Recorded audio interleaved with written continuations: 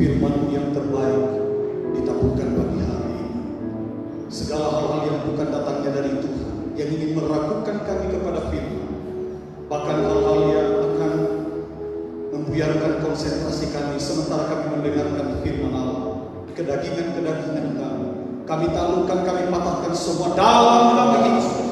Biarlah firman yang penuh kuasa, penuh wibawa itu berotoritas di tengah-tengah kami pada hari ini.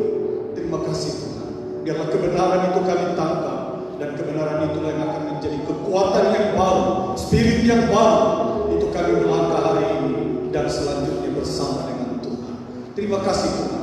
Pengurapan-Mu turun atas kami, baik hamba-Mu yang menyampaikan firman, hamba-hamba umat-Mu yang duduk mendengar. Kami mendapatkan pengurapan dan berkat yang sama dari kebenaran firman. Dalam nama Yesus kami berdoa mengucap syukur. Semua yang percaya kata amin. Puji Tuhan, silakan. Haleluya. Puji Tuhan. Selamat pagi bagi kita semua. Salam sejahtera di dalam kasih Tuhan Yesus Kristus. Dari hari ke hari, dari waktu ke waktu, Tuhan begitu baik bagi kita. Tuhan melewatkan kita dari banyak hal. Pergumulan-pergumulan yang telah kita lewati, masalah dunia yang sedang mewabah di seluruh dunia, pandemi COVID-19, kita sudah lewati bersama-sama, dan kita bersyukur hari ini kita kembali jumpa di rumah Tuhan yang sempat beribadah dalam rumah Tuhan, dan jemaat-jemaat yang lain yang mengikuti ibadah live streaming, dan umat-umat Tuhan yang lain. Biarlah hari ini kita mendapatkan lawatan Tuhan, dan kita sementara menikmati hal itu. Mari kita buka hati kita untuk firman Allah. Firman Allah pagi hari ini terambil dari Yohanes pasal 11 ayatnya yang ke-15. Yohanes pasal 11 ayatnya yang ke-15. Dari ayat ini saya akan berbicara tentang waktu Tuhan, waktu yang terbaik. Pasal 11 ayatnya yang ke-15 dari Injil Yohanes. Untuk pembacaan yang pertama ini kita baca secara bersama-sama dengan suara yang kedengaran atau suara yang keluar, karena kita berkata iman datang dari pendengaran, pendengaran akan firman Allah. Paling tidak kita yang dengar. Kalau tetangga kita tidak dengar, paling tidak kita yang berkatakan kepada telinga kita, dia akan masuk di dalam hati dan dia akan menghasilkan iman. Yohanes pasal 11 ayatnya yang ke-15. Kita baca 1, 2, 3. Tetapi syukurlah aku tidak hadir pada waktu itu, sebab demikian lebih baik bagimu, supaya kamu dapat belajar percaya. Marilah kita pergi sekarang kepadanya. Bapak Ibu Saudara, ayat yang kita baca ini adalah salah satu frasa yang diungkapkan oleh Yesus di dalam satu rangkaian narasi tentang kebangkitan Lazarus dari antara orang mati. Ketika Injil yang lain, Matius, Markus, Lukas, tidak menuliskan peristiwa ini, narasi tentang kebangkitan Lazarus dari antara orang mati. Kenapa? Karena memang Matius, Markus, Lukas lebih banyak menulis peristiwa-peristiwa yang terjadi di provinsi Galilea, di mana Yesus melayani 3,5 tahun. Sangat jarang memang Yesus pergi ke daerah Yudea, provinsi Yudea yang kotanya Yerusalem. Jarang sekali. Dalam 1 tahun hanya 3 kali. Kenapa 3 kali? Karena dari 7 masa raya yang dirayakan oleh orang Israel itu berturut-turut 3 kali dilakukan. Biasa bersambung, kadang khususnya hari Paskah itu bersamaan dengan tahun baru bagi mereka. Jadi 15 hari mereka harus ada di Israel, di Yehuda maksudnya. 15 hari mereka meninggalkan Galilea dan ada di situ. Nah, peristiwa yang kita baca ini adalah peristiwa 1 hari sebenarnya sebelum itu Yesus sudah ada di Yerusalem, sudah ada di daerah itu di dekat Betania. Ada 2 Betania di dalam peta, satu di dekat Yerusalem itu kurang lebih 200 mil, tapi ada Betania yang lain yang ada di dekat Sungai Yordan, bukan yang di dekat Sungai Yordan. Betania yang dimaksudkan di sini adalah yang dekat dengan Bait Suci. Pada waktu itu sebenarnya 1 hari sebelum kejadian Lazarus mati, Yesus ada di situ. Dan ketika Yesus ada di situ, Yesus hampir dilempari dengan batu. Yesus diusir dari Yerusalem. Akhirnya dia menyingkir ke daerah Sungai Yordan, di daerah Farea. Di daerah Farea dia ada di situ. Tiba-tiba terdengar kabar, ada utusan yang datang kepada Yesus bahwa Lazarus mati.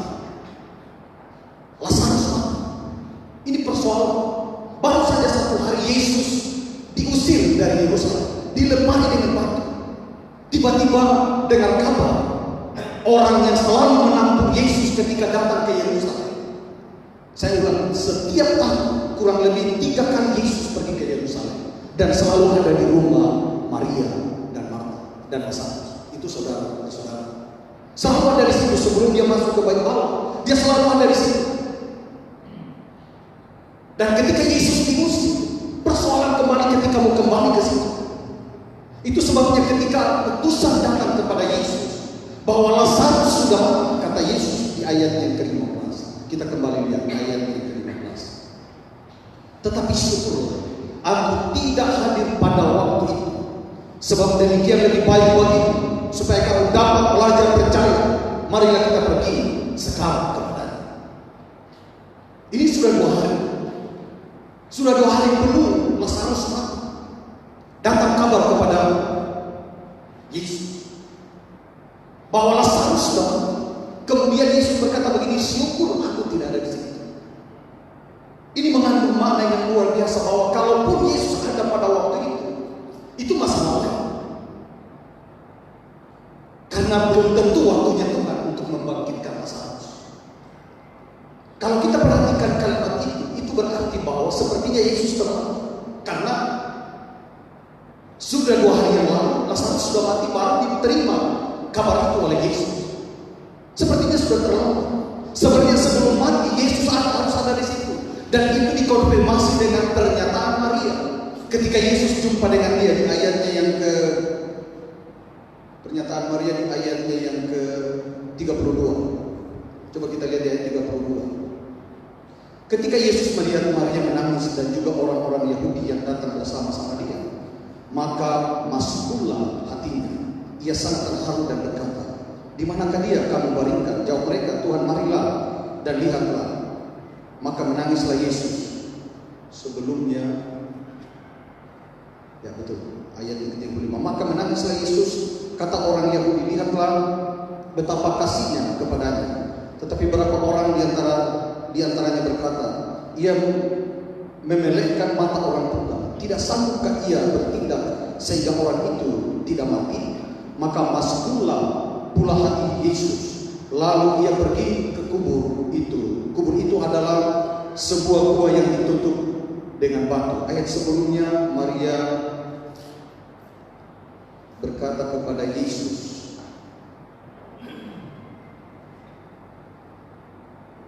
ayat yang ke-28. Dan sesudah berkata demikian, ia pergi memanggil saudaranya Maria dan berbisik kepadanya, Guru ada di sana dan ia memanggil engkau. Mendengar itu Maria segera bangkit lalu pergi mendapatkan Yesus. Tetapi waktu Yesus belum sampai ke dalam kampung itu, ia masih berada di tempat Maria menjumpai dia. Ketika orang-orang Yahudi yang bersama-sama dengan Maria di rumah itu untuk menghiburkannya, melihat bahwa Maria segera bangkit dan pergi keluar, mereka mengikutinya karena mereka menyangka bahwa ia pergi ke kubur untuk meratap dia di situ. Setibanya Maria di tempat Yesus berada dan melihat dia, tersungkurlah ia di depan kakinya dan berkata, perhatikan kalimat ini, berkata kepadanya, Tuhan, sekiranya engkau ada di sini, saudaraku pasti tidak mati. Kalau saja 4 hari yang lalu, karena ini sudah hari keempat, 4 hari yang lalu kau ada di sini, sudah pasti saudaraku tidak akan mati. Pernyataan itu adalah pernyataan sepertinya memberikan informasi bagi kita bahwa sudah terlambat Yesus hadir. Sudah terlambat Yesus ada di tengah-tengah keluarga. Kalau saja 4 hari yang lalu waktu Lazarus masih sakit, bisa saja sembuh. Bahkan pernyataan-pernyataan orang yang lain juga yang sedang datang di rumah duka itu, dia berkata kepada Yesus, lihat orang buta dijelitkan matanya, dimelekkan dan seterusnya orang sakit disembuhkan. Di sisi yang lain ada orang yang punya iman bahwa dia pasti bisa membangkitkannya dalam pembacaan kita tadi. Tetapi ada orang yang berkata begini, itu sudah terlambat. Bapak Ibu Saudara, waktu Tuhan kadang beda dengan waktunya kita. Ya, kalau di dalam bahasa Yunani menggunakan ada 2 kata yang digunakan tentang waktu. 3 sebenarnya. Satu namanya kairos, itu waktu yang berkualitas. Kemudian ada namanya waktu kronos. Kronos muncullah kata kronologi. Ada menit, ada jam, ada detik, ada menit, ada jam, ada hari dan selanjutnya. Itu diukur dengan waktu yang kontinu seperti itu. Kemudian ada satu kata waktu lagi yang namanya ion. Kata ion itu adalah waktu yang kekal. Kita tidak akan bahas yang satu ini, karena itu adalah waktu tentang kekekalan. Itu agak sangat mendalam. Tetapi buah kata ini yang kita akan telusuri di dalam pembacaan kita ini, kata kronos dan kairos. Menurut pemahaman murid-murid dan orang Yahudi, termasuk Maria dan Marta, bahwa itu sudah terlambat, sudah lewat. Kalau saja 4 hari yang lalu Yesus ada di sini, mustahil Lazarus itu tidak disembuhkan. Kenapa? Karena keluarga ini adalah keluarga yang begitu memperhatikan Yesus dengan murid-muridnya. Setiap kali Yesus mau ke Yerusalem dari Galilea, tempat pelayanan Yesus, dari provinsi Galilea ke Yerusalem, pasti bermalam di Betania, Marta, Maria dan Lazarus itu. Tetapi kemudian ada masalah yang lain lagi, bahwa kalau Yesus ada di situ, sudah pasti Yesus akan dibunuh pada waktu itu, belum saatnya. Itu sebab Yesus menyingkir. Tetapi ada kejadian ketika Yesus menyingkir, matilah Lazarus. Sudah terlambat. Maria berkata begini, kalau saja kau ada di situ, saudaraku akan sembuh, tidak akan mati. Tetapi Yesus berkata begini, kita kembali lihat ayat yang ke-15. Tetapi syukurlah aku tidak hadir pada waktu itu, sebab demikian lebih baik bagimu, supaya kamu dapat belajar percaya. Marilah kita pergi sekarang kepadanya. Syukur aku tidak ada waktu Lazarus meninggal. Kenapa Yesus berkata seperti itu? Bisa saja ketika Yesus masih ada di Yerusalem, itu akan lebih panas lagi situasi, sehingga tidak ada kesempatan untuk melayani keluarga itu. Itu pertama, namanya tafsiran bisa saja seperti itu. Berikutnya lagi, kalau saja Yesus ada waktu Lazarus mati, tidak akan seheboh ketika Yesus membangkitkan Lazarus 4 hari kemudian. Makanya Yesus berkata begini, syukurlah aku tidak ada. Kata-kata itu sebenarnya kata yang tidak menghina. Ketika utusan dari keluarga Lazarus datang kepada Yesus, syukur aku tidak ada di situ. Saya yakin keluarga yang berduka, itu sangat menyakitkan kata-kata itu. Tetapi Yesus sedang berbicara tentang sesuatu yang unsurnya lebih berkualitas, yang disebut dengan kairos, waktunya Tuhan. Syukur aku tidak ada waktu, ada kata waktu di situ, kairos. Waktu itu aku tidak ada di situ. Kairos. Kenapa saya katakan bahwa keluarga yang berduka pada waktu itu bisa saja kecewa? Karena memang kita ini terikat dengan waktu yang namanya kronos. Apa yang sudah terjadi tidak mungkin lagi berulang. Apa yang terjadi kemarin mustahil lagi bisa berulang lagi. Peristiwa yang terjadi kemarin tidak akan terjadi hari ini. Tetapi Yesus punya pemahaman yang lain. Syukur aku tidak ada di situ. Yesus menyatakan sesuatu yang bukan bisa dihitung, bukan kuantitas, tetapi soal yang kualitas. Waktu yang terbaik Yesus hadir adalah 4 hari berikutnya. Saya bahasakan seperti itu. Karena kalau hari pertama ketika Lazarus mati, tidak terbaik waktu itu. Akan terjadi masalah, akan terjadi konflik, akan terjadi masalah yang sulit diselesaikan. Kenapa? Karena baru saja Yesus diusir dari Yerusalem. Kalau Bapak Ibu baca pasal sebelumnya, pasal 10, Yesus diusir dari Yerusalem. Atau ayat sebelumnya, ya pasal 10, Yesus ditolak orang Yahudi di Yerusalem. Itu sebabnya dia menyingkir ke Sungai Yordan. Kalau saja dia ada di situ, akan terjadi masalah lebih rumit lagi.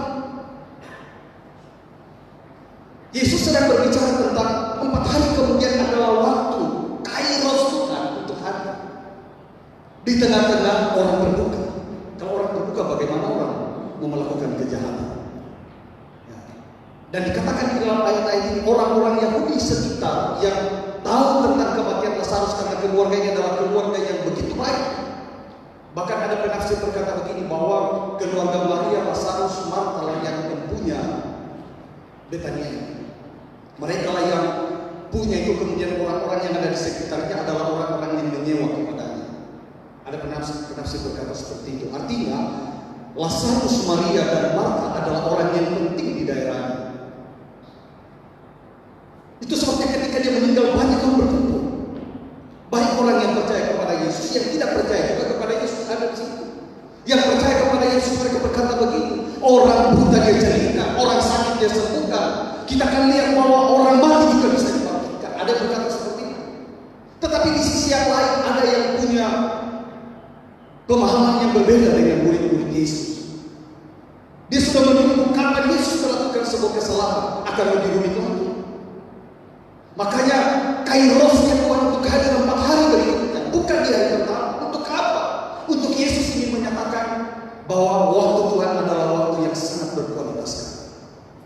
Bapak Ibu Saudara, kadang kita dalam hidup ini kita ingin supaya naluri Allahnya kita berpikir itu yang diikuti Tuhan. Bahwa kita katakan itu mujizat. Misalnya begini, di dalam karir kita sebagai pegawai negeri atau pegawai di militer. Kadang kalau kita berpikir supaya perjalanan kepangkatan kita itu mulus, wah itu mujizat. Tapi ketika ada hambatan-hambatan, kita mulai berkata begini, sepertinya Tuhan tidak tolong. Kita menganggap bahwa maunya kita itu yang diikuti, naluri alamnya kita, kepuasan nafsu di pikiran kita, itu yang diikuti oleh Tuhan. Saya selalu berkata bahwa Tuhan selalu bekerja dengan waktunya dia, bukan mengikuti kita. Karena kalau mengikuti kita, kadang ujungnya itu mau, kadang ujungnya itu tidak baik. Kadang ujungnya itu membuat kita merasa bahwa kita tidak perlu Tuhan, atau kita merasa bahwa kita hebat, atau kita merasa bahwa kita tidak butuh Sang Pencipta. Makanya Tuhan kadang membawa kita pada situasi-situasi yang sulit untuk apa? Supaya Dia melatih kita di situ. Banyak hal yang Tuhan latih. Kecakapan kita untuk menangani persoalan, kecakapan kita untuk menata segala situasi, dan lebih lagi supaya di dalam pergumulan kita mengandalkan Tuhan. Kita melihat Tuhan bekerja. Itu waktunya Tuhan. Dan kalau waktunya Tuhan, kadang itu tidak disangka-sangka.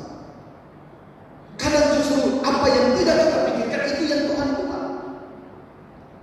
Saya selalu berkata bahwa Tuhan lebih memahami kita daripada kita pahami siapa diri kita. Saya selalu contohkan, untuk mengenali tubuh kita saja atau anatomi tubuh kita tidak sempurna memahaminya. Kita hanya tahu makan, alat pencernaan kita bagaimana dia berfungsi. Saya tidak pernah lihat jantungku, lihat alat-alat pencernaan mencerna semua yang saya makan. Tadi pagi saya minum kopi, minta maaf kalau saya buang air kecil tidak keluar hitam. Saya tidak pernah tahu bagaimana berproses. Saya hanya tahu ada ginjal di situ, ada alat-alat pencernaan yang memproses sehingga tidak hitam keluar. Tapi bagaimana proses kerjanya kita tidak tahu. Kita hanya ikuti secara alami, betul ya? Lebih banyak kita tidak tahu tentang siapa diri kita daripada yang kita tahu. Tapi kadang kita ini mulai seperti sombong. Kita lebih hebat daripada kita. Padahal banyak sekali yang terjadi dalam hidup ini yang kita tidak pernah tahu. Tadi pagi saya potong kuku. Saya tidak pernah tahu bagaimana dia tumbuh. Ya hal-hal sepele, tetapi siapa yang melakukan itu? Semua yang berproses di dalam adalah Tuhan. Amin. Kadang kita melihat hal-hal yang dalam hidup kita menganggap kita hebat, padahal belum tentu. Nah, kairosnya Tuhan perlu kita tangkap. Kalau Tuhan yang waktunya Tuhan itu selalu kualitas, selalu hal-hal yang luar biasa. Kalau kita maunya semua berjalan natural, semua alami, dari kecil, dewasa, sesudah itu melewati proses penuaan mati. Tapi kalau maunya Tuhan beda, biasa baru lahir sudah mati. Maunya kita sudah kita lahir bagus, kemudian melewati proses yang bagus, proses pendewasaan, kita dewasa bekerja maksimal dalam hidup, kita diberkati dan seterusnya. Itu logika kita. Sesudah itu kita termakan oleh faktor usia, kita akan mati juga. Itu maunya kita. Tapi kadang maunya Tuhan tidak begitu. Kadang baru lahir sudah meninggal, atau di dalam kandungan sudah meninggal, atau kapan saja yang tidak seperti yang kita bayangkan. Dan kalau itu waktunya Tuhan, itulah yang terbaik. Perhatikan, Yesus berkata, syukurlah waktu itu aku tidak ada di sini. Waktu, kairos itu aku tidak ada di sini. Kenapa? Karena belum tentu waktu itu berkualitas di mana Tuhan akan melakukan sesuatu, belum tentu. Kenapa? Karena konflik terjadi di Yerusalem. Yesus sedang berada pada pucuk pembicaraan di mana tidak baik bagi orang Yahudi. Akhirnya dia ditolak karena dia berbicara tentang dia sebagai anak Allah. Mereka berkata begini, siapa kau menyebut dirimu anak Allah? Bagi orang Yahudi menyebut anak Allah itu sama dengan ego. Aku adalah Allah. Memang saudara-saudara kita di Islam ini tidak mengerti tentang anak Allah di dalam Alkitab. Hanya Allah yang bisa mengucapkan itu. Saya sudah sampaikan pelajaran ini di awal tahun ini. Eser. Ego ini, kalau di dalam bahasa Yunani ego ini. Aku adalah. Hanya Yesus yang mampu berkata seperti itu dan hanya Allah yang bisa berkata seperti itu. Aku adalah terang dunia. Ego ini dan seterusnya. Dan kasus itu diawali dari ketika Yesus menyatakan diri di dalam bait Allah bahwa aku adalah anak Allah. Aku adalah anak Allah. Dia sedang menyatakan diri sebagai Allah. Ego ini. Itu sebabnya dia ditolak. Kalau saja Yesus masih ada di Yerusalem, itu konflik belum selesai. Dia masih dikejar-kejar. Makanya dia berkata, syukur aku tidak ada di sini. Karena belum tentu terjadi mujizat. Belum tentu Yesus punya kesempatan melayani keluarga itu. Dan yang berikutnya, kalau saja hari itu Yesus melakukan kesembuhan biasa-biasa saja. Karena sudah biasa Yesus melakukan kesembuhan. Orang buta diceritakan, Bartolomeus, orang lumpuh berjalan, dan seterusnya. Banyak kali Yesus melakukan mujizat. Tetapi orang bangkit dari antara orang mati belum terjadi. Makanya dia berkata, syukur aku tidak ada di sini. Ada waktu di mana Tuhan akan hadir. Coba kita perhatikan ayat-ayat selanjutnya.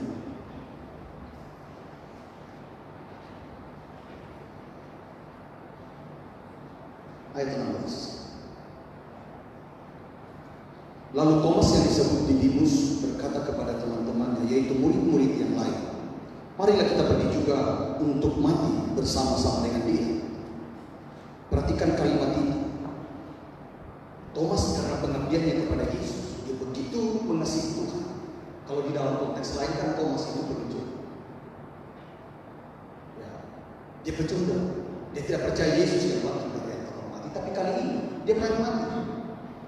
Kenapa? Karena baru saja kemarin mereka mengalami penolakan. Dan ketika disuruh kembali ke Yerusalem, Yesus mau supaya dia kembali ke Yerusalem untuk melayani keluarga ini. Kemudian Thomas berkata begini, saya ulangi baca ayat yang ke-16. Lalu Thomas yang disebut Didimus berkata kepada teman-temannya, kepada murid-murid yang lain, yaitu murid-murid yang lain, marilah kita pergi juga untuk mati bersama-sama dengan dia. Guru besar itu dia, bukan seharusnya. Kita pergi sama-sama dengan Yesus mati di Yerusalem. Kenapa Thomas berkata seperti itu? Kemarin baru saja ditolak. Datang berita bahwa kita akan kembali ke Yerusalem. Luar biasa iman Thomas. Dia harus sampaikan kepada murid-murid kita sama-sama. Masa cuma murid kita yang harus mati di Yerusalem? Masa cuma guru kita yang mati di Yerusalem? Kita juga pergi. Dia tahu akan terjadi masalah ketika mereka ada di Yerusalem. Tapi berbeda dengan kenyataan. Ini yang saya katakan tadi. Ketika Yesus datang 4 hari kemudian, orang lagi berduka. Orang-orang yang ada di Yerusalem sedang berduka. Mustahil perhatiannya kepada Yesus. Mustahil Yesus akan ditolak. Orang lagi berduka. Kita tahu semua kalau orang yang berduka. Beda sekali dengan suku-suku lain, dengan bangsa lain.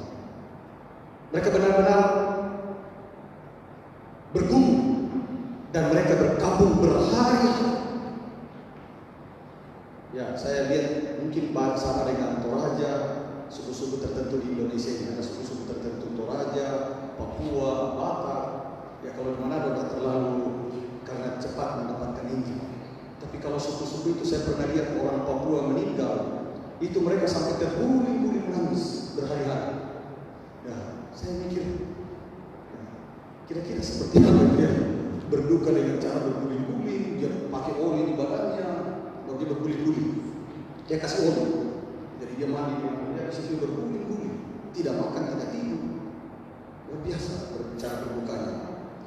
Beda dengan orang Yahudi kalau berduka. Orang Yahudi kalau berduka tidak bersorak, lebih banyak tidak ngomong. Itu sebabnya ketika Yesus hadir 4 hari kemudian, mereka lagi berduka. Jadi tidak ada kesempatan untuk mengusir Yesus, apalagi membunuh Yesus. Bahkan mereka punya harapan-harapan terhadap Yesus berubah.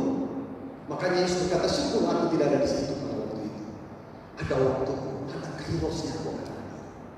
Dan ketika sudah kairos, dia hadir. Luar biasa ayat-ayat yang kita baca tadi. Kita kembali lihat ayat yang ke-40. Ayat 40. Ayat 39 mulai. Kata Yesus, angkat batu itu. Marta, saudara orang yang meninggal itu berkata kepadanya, Tuhan, ia sudah berbangun, sebab sudah 4 hari dia mati. Jawab Yesus, bukankah sudah kukatakan kepadamu, jikalau engkau percaya. Kalimat ini pernah diucapkan di ayat 15 tadi. Kata percaya, pisteo.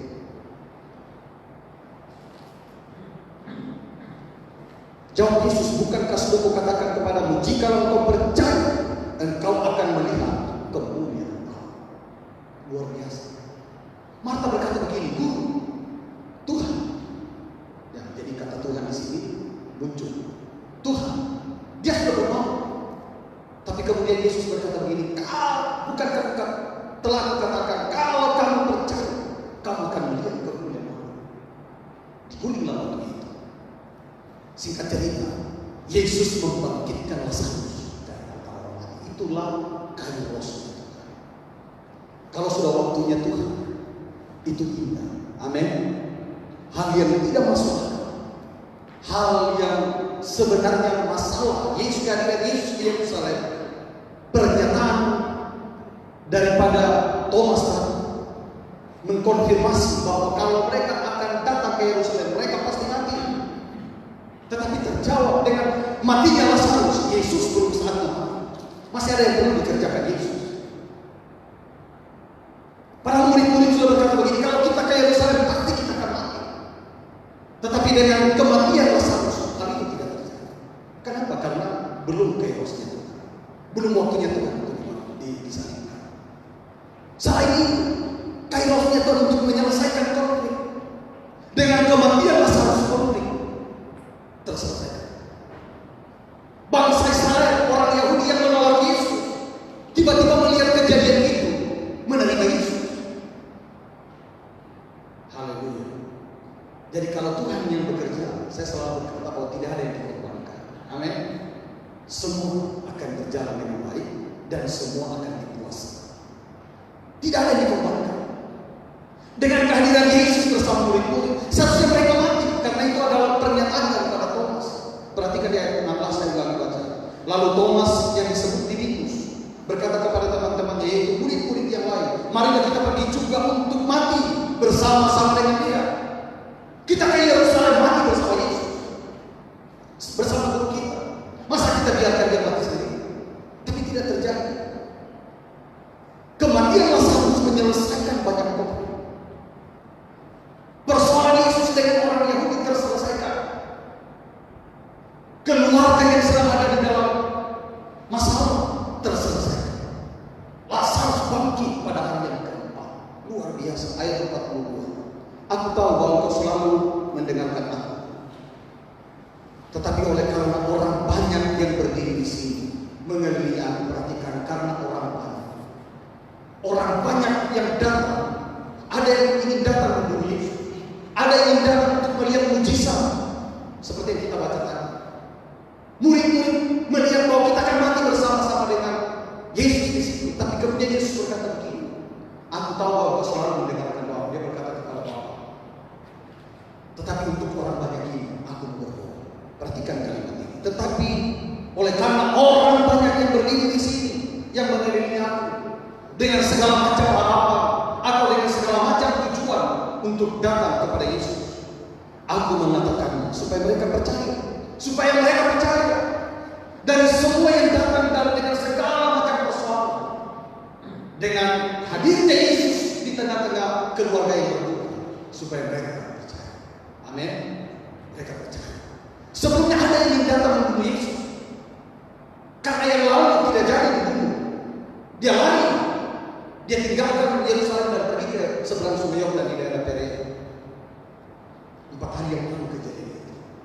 Dan kehadiran Yesus menjawab segalanya. Haleluya. Tetapi oleh karena orang banyak yang berdiri di sini mengelilingi aku mengatakannya. Dia proklamirkan, dia mengatakan hal itu supaya mereka percaya bahwa Engkaulah yang telah mengutus aku. Engkau Bapa yang mengutus aku. Dia sedang membicarakan tentang eksistensinya sebagai Allah. Ego ini, aku yang engkau utus. Pertama, supaya mereka bisa melihat mujizat bahwa Allah punya kuasa untuk membangkitkan yang mati. Kedua, supaya orang yang ragu tadi yang mengusir aku dari bait Allah, ketika aku mengatakan aku adalah anak Allah, mereka percaya bahwa aku adalah utusan Tuhan. Yesus ingin berkata juga kepada murid-murid bahwa tidak seperti yang kami pikirkan, karena belum kairosnya Tuhan kita tidak mati. Hal yang lain lagi banyak sekali, karena orang banyak yang ada di situ. Yesus mengatakannya. Bapak Ibu Saudara, kebangkitan Lazarus, kematian dan kebangkitan Lazarus menyelesaikan banyak masalah, menyelesaikan banyak konflik, menyelesaikan pertanyaan-pertanyaan yang muncul dari sekian banyak orang. Ketika kairosnya itu banyak hal yang terselesaikan. Saya ulang bahwa dalam hidup ini kadang kita maunya cepat sekali Tuhan bekerja. Padahal kalau Tuhan bekerja pada saat itu mungkin cuma kita lah yang ditolong Tuhan. Tapi kalau sudah saatnya Tuhan menolong kita dengan caranya, banyak hal yang akan terjawab. Amin. Banyak hal yang akan terjawab. Orang-orang yang datang, orang-orang yang sedang melihat kita, mereka akan berkata betul. Mereka akan percaya. Kalau kairosnya Tuhan, saya ulang, kalau kairosnya Tuhan, itu adalah waktu yang sangat spesial berkualitas. Tidak diukur dengan kronologi. Tetapi kalau Tuhan bekerja, banyak hal yang akan terselesaikan. Haleluya. Semua yang bertanya, semua yang punya ekspektasi yang hebat tentang Yesus akan terjawab ketika Tuhan bekerja. Adakah di antara kita yang sedang bergumul pagi hari ini? Jangan mendikte Tuhan mengikuti naluri-naluri alam yang berpikir kita. Itu paling kita yang terjawab. Dan sesudah itu kadang kita lupa. Tetapi ketika kita membiarkan Tuhan bekerja dengan kronosnya, dengan kairosnya, dengan waktunya, banyak hal yang akan terjadi. Biarkan Tuhan bekerja dengan sempurna dalam hidup ini. Amin. Beri kesempatan bagi Tuhan. Kita lihat ayat 43 ke 44 bagian terakhir. Dan sesudah berkata demikian, ketika peristiwa-peristiwa itu sudah lewat, berserulah ia dengan suara keras. Ini baru mujizat. Kalau yang tadi supaya semua terselesaikan, semua konflik terselesaikan. Ini mujizat. Lazarus mari keluar. Orang yang telah mati itu datang keluar. Kaki dan tangannya masih terikat dengan kain kapan dan mukanya tertutup dengan kain peluh. Kata Yesus kepada mereka, bukalah kain-kain itu dan biarkan ia pergi. Haleluya. Persoalan ini berakhir dijawab. Tapi persoalan-persoalan yang banyak itu dijawab oleh Tuhan dengan kematian Lazarus. Makanya Yesus berkata, syukur aku tidak ada waktu Lazarus mati. Karena kalau aku ada di sini pada waktu itu, bisa saja aku ditolak. Bisa saja pernyataan-pernyataan kami tidak terkonfirmasi. Bisa saja orang-orang yang ada di sekitar kita yang ragu tentang hal itu tidak mendapatkan apa-apa. Tetapi ketika kairosnya Tuhan, semua akan terjadi. Pagi hari ini apa yang sedang kita pikirkan dalam hidup ini? Apa yang sedang kita temui? Izinkan Tuhan. Mari beri kesempatan bagi Tuhan untuk bekerja di dalamnya. Dia berkata begini, serahkan kau dirimu, aku akan bertindak. Dia yang berkata berseru, aku akan menjawab. Dia yang berkata hai yang letih lesu berbeban berat datang kepadamu, aku akan beri sentosa kepadamu. Dia Allah yang sama yang ada di tengah-tengah kita pagi hari ini. Beri kesempatan yang terbaik bagi Tuhan, dan Tuhan yang akan bekerja. Kita nyanyi pujian. Bila kau izinkan sesuatu terjadi, waktu Tuhan pasti akan. Haleluya. Mari kita berdiri, kita nyanyikan pujian ini.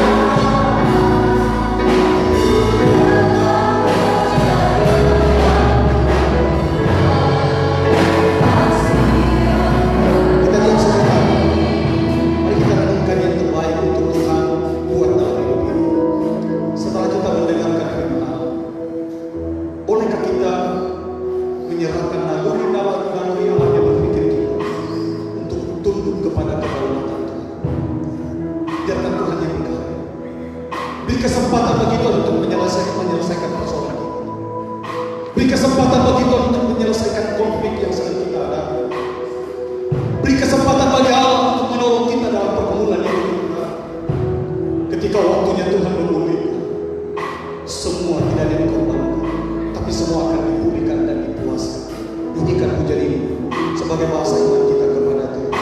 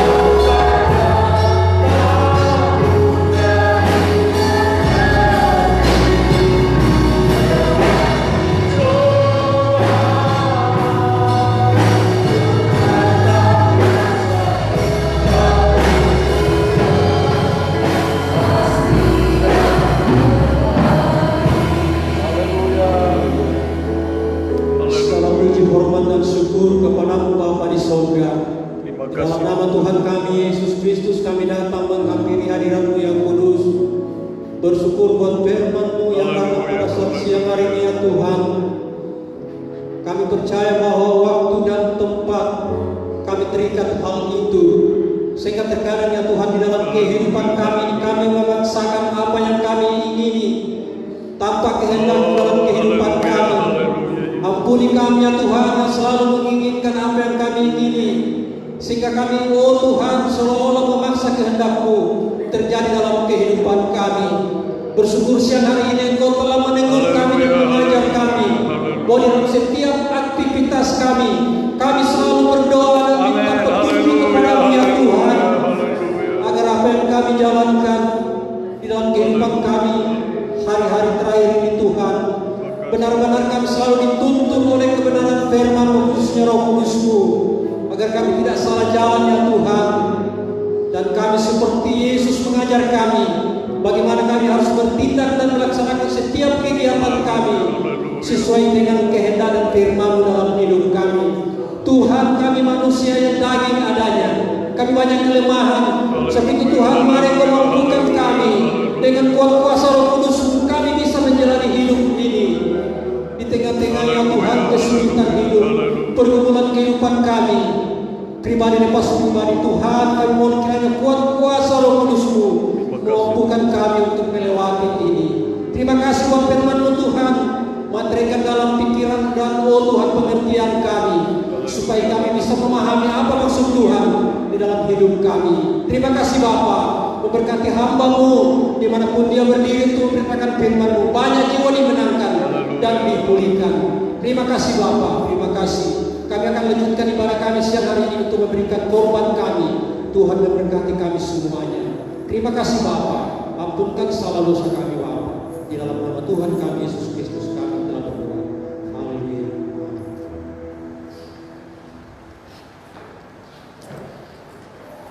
Haleluya, puji nama Tuhan. Kita sudah diberkati dengan firman kebenaran yang begitu menghiburkan kita, ya. Kita tetap taat pada kehendak Tuhan. Haleluya, puji Tuhan. Mari kita akan memberikan korban dengan melakukan pujian kasih setia.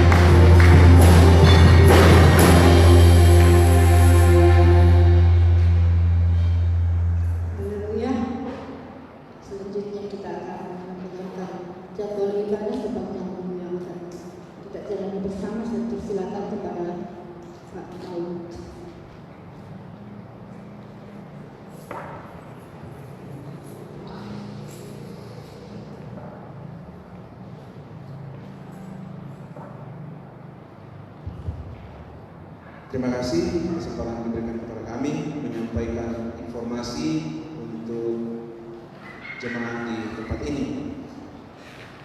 Sampai saat ini untuk ibadah wadah belum bisa kita laksanakan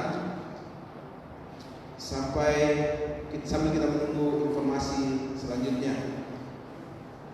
Kemudian hari Kamis doa puasa yang sedianya kita laksanakan di tempat ini masih tetap dialihkan ke rumah masing-masing dengan tetap berpedoman pada surat pastoral yang senantiasa diedarkan di grup WhatsApp. Kemudian hari Minggu kita akan kembali beribadah di tempat ini pada jam 9 pagi. Dan yang pimpin pujian Bapak Nathan Kendek, singers hamba Tuhan Novi dan hamba Tuhan Yuyun. Kemudian pemain musik tim Saudara Apeng, multimedia Saudari Mila, dan sound system Bapak Martinus Kolrili. Ya, Bapak Ibu, sambil kita tetap beribadah di tempat ini, masih tetap kita bisa menikmati ibadah via live streaming dengan lewat Facebook Ibu Yeti, ya. Jadi ada informasi yang kami share di grup, bisa kita lihat Facebook yang bisa kita akses untuk mengikuti ibadah via live streaming. Kemudian pengumuman kedua Bapak Ibu bahwa tadi saya ketemu Om Simon, informasi bahwa sebentar kalau ada waktu ada acara di rumah Bapak Simon pada jam 6 sore, ya. Bapak Ibu yang punya kesempatan bisa hadir pada jam 6 sore. Tetapi ya walaupun kita kumpul tetap mengikuti protokol kesehatan. Jadi tetap kita jaga jarak dan tetap kita siapkan semua fasilitas-fasilitas yang dibutuhkan sesuai protokol kesehatan. Kemudian sekali lagi kami sampaikan Bapak Ibu yang ada kesempatan untuk hadir pada jam 6 sore sebentar, ya. Mungkin Bapak Ibu bertanya-tanya sehubungan dengan apa. Jadi mungkin acara kumpul-kumpul itu sehubungan dengan persiapan pemberkatan nikah anak kekasih Vera, ya. Jadi mungkin sekadar gambaran Bapak Ibu kami sampaikan. Karena kita sementara menghadapi pandemi COVID-19 dan kita belum diizinkan untuk mengadakan acara secara seremonial yang besar-besar. Jadi untuk acara Saudara Vera mungkin setelah dari gereja, karena beliau hanya diberkati di gereja, tidak ada acara setelah itu. Saya kira itu pengumuman dari kami. Kemudian tidak henti-hentinya kami tetap menyampaikan himbauan protokol kesehatan sehubungan dengan pandemi COVID-19. Sekali lagi karena ini tanggung jawab kami sebagai tim pemantau sarana ibadah. Bapak Ibu, kita memasuki new normal. Ada banyak hal yang sebelumnya bukan jadi kebiasaan, tetapi harus kita menjadikan kebiasaan dalam kehidupan kita sehari-hari. Yang pertama, bahwa senantiasa menggunakan masker, ya. Kemudian tetap menjaga jarak dan senantiasa mencuci tangan. Hindari kumpul-kumpul, ya, apalagi kalau kumpul-kumpul yang tidak mengikuti protokol kesehatan. Kalaupun harus melaksanakan perjalanan atau melaksanakan pertemuan-pertemuan seperti itu, sekali lagi tetap menjaga jarak, ya, dan hindari berjabat tangan. Memang untuk kita pare-pare, ya, kita bersyukur untuk sementara saat ini kita aman-aman sementara, ya. Tetapi ini yang sangat berbahaya Bapak Ibu, yang OTG, ya, orang dengan tanpa gejala. Kita tidak tahu yang mana yang sudah barrier atau karena virus, tetapi kalau kita bersentuhan kita tidak tahu siapa. Jadi sekali lagi tetap kami himbau untuk tetap menjaga jarak, hindari berjabat tangan, ya. Kita tidak berjabat tangan bukan kita berarti saling membenci, ya, sekali lagi, tetapi karena adanya pandemi COVID-19, jadi untuk sementara kita hindari berjabat tangan. Saya kira itu pengumuman dari kami, dan selamat ulang tahun bagi Bapak Ibu yang berulang tahun dalam sepanjang minggu ini. Selamat bagi Bapak Ibu yang dapat promosi atau selesai melaksanakan tugas dan pendidikan. Secara khusus selamat ulang tahun bagi Bapak Gembala hari ini, ya, yang mewakili semua jemaat. Selamat ulang tahun, panjang umur, sehat selalu, dan semakin diberkati dalam pelayanan. Kemudian Saya tidak tahu apakah ibu mau mengadakan sesuatu atau apa. Ya, kita tutup ibadah dulu baru ada sesuatu. Jadi mohon tinggal sejenak setelah saya ibadah. Demikian permohonan kami. Terima kasih. Tuhan Yesus memberkati. Kembalikan. Haleluya, puji nama Tuhan. Kita sangat diberkati pada siang hari ini. Baik, kita akan akhiri ibadah. Sama-sama kita berdiri melakukan pujian, sebab Kau besar perbuatan yang ajaib dan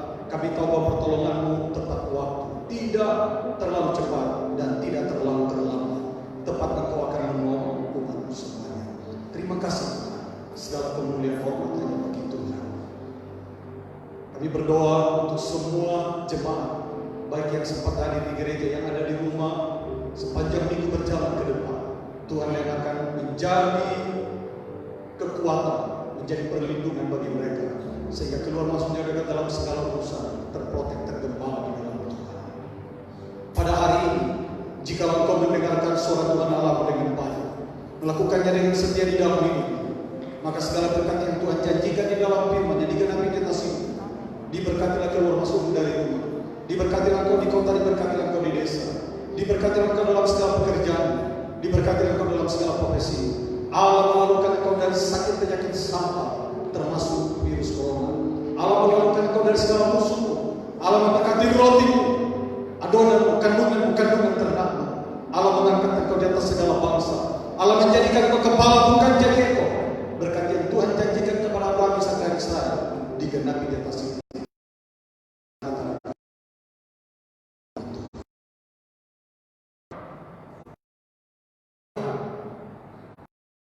Semua